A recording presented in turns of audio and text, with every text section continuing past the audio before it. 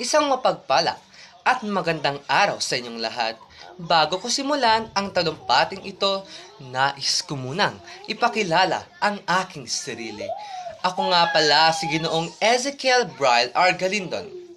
Mga minamahal kong tagapakinig at manonood, ako ngayon nasa inyong harapan upang magsalita tungkol sa kalusugang pangkaisipan ng mga kabataan. Ang sabi nga ni Rizal, ang kabataan ay ang pag-asa ng bayan. Ngunit, paano kung ang pag-asa na yan ay nakararanas ng matinding pagsubok sa kanilang kalusugang pangkaisipan?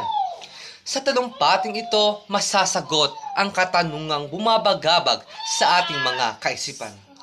Sa kasalukuyang panahon, hindi maiiwasan ang problema sa aspetong politikal, sosyal at iba pa.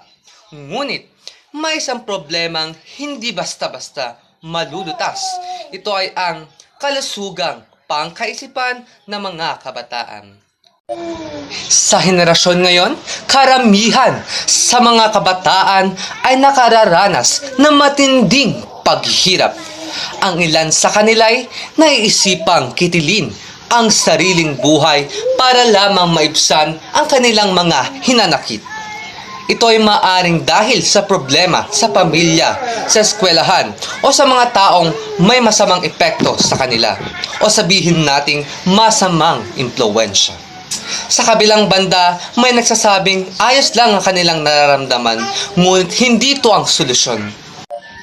Para sa akin, hindi sapat na sabihin lang na kaya mo yan kahit di naman natin naiintindihan ang kanilang mga pinagdadaanan. Sa halip na sabihin ang mga salitang yan, dapat nating pakinggan ang kanilang mga hinaing at ipakita na tayo'y handang tumulong sa kanila. Ayon sa pag-aaral ng World Health Organization, 1 sa 5 kabataan sa buong mundo ay nakararanas ng problema sa kalusugang pangkaisipan bago pa man sila umabot sa hustong edad. Ayon naman sa National Center for Mental Health, 10 hanggang 20% sa Pilipinas ang dumaranas nito. Sa aking pananaw, dapat nating tutukan ang kalagayan ng mga kabataan. Kung sila ay may maayos sa pag-iisip at kalagayan, mas magiging handa silang harapin ang anumang pagdaraanan nilang pagsubok. Kaya naman, dagdag pa natin ang pagsisikap na alamin kung anong dahilan kung bakit ganon ang kanilang pag-iisip. Kung ito ang nararapat, gawin natin.